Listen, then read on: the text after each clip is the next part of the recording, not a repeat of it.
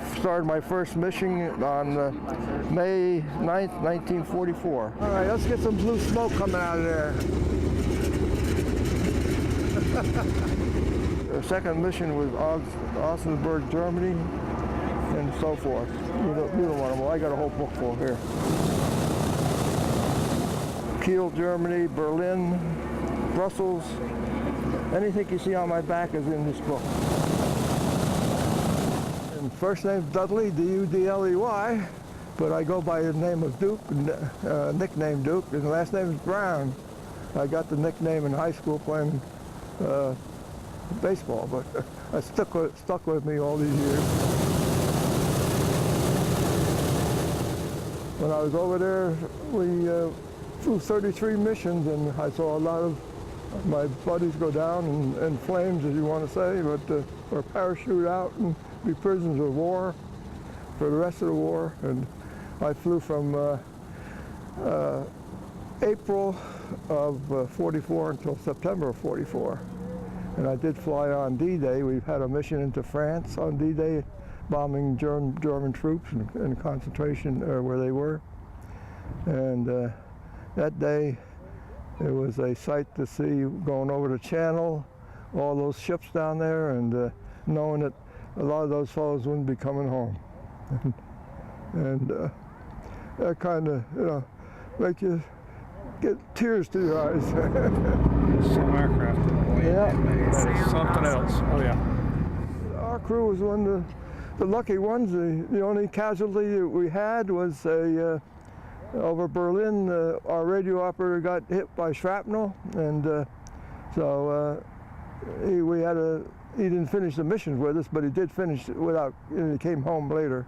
Of course, we had holes in the plane lots of times and stuff like that, but we were pretty lucky compared to a lot of the other crews and everything. But and you bonded together there, and when you did see one, you lose one crew, when you've been living with them for 2 or 3 months or so, it kind of you just don't just say, well, that could have been me or something, or us. And it's but we had a job to do, and that's what we were over there for. Thank you for your service. You're welcome. Thank you.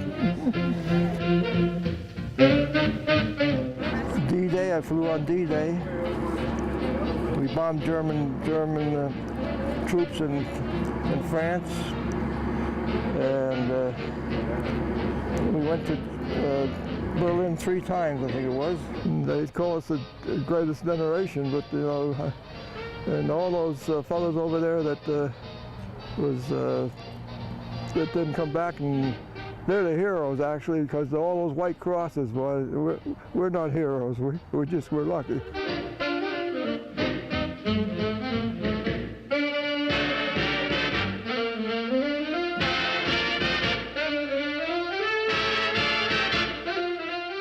When you're in the service, the officers and enlisted men, you got to salute them and everything, and they don't fraternize, I guess you want to say. But when you're in a plane like this with 10 guys, and your life depends on everybody else's, doing their job and everything like that, and so we had a little more leeway, I think. And they had an English pub we used to visit, and the lady that owned it used to try to save us a bottle of whiskey every once in a while. It wasn't too much of that stuff around.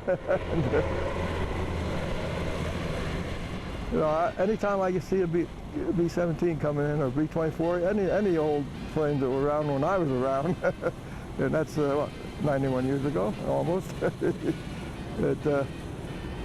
generally try to get up and see it. Leipzig, Munich, St. Lo, France. We also, one time, we dropped ash cans to the Free French, which were loaded with food and guns and ammunition and stuff like that. Top turret, rotating gun, well, twin 50s actually, and it rotates 365 degrees, but it has stops, so you can't shoot the tail and you can't shoot the props.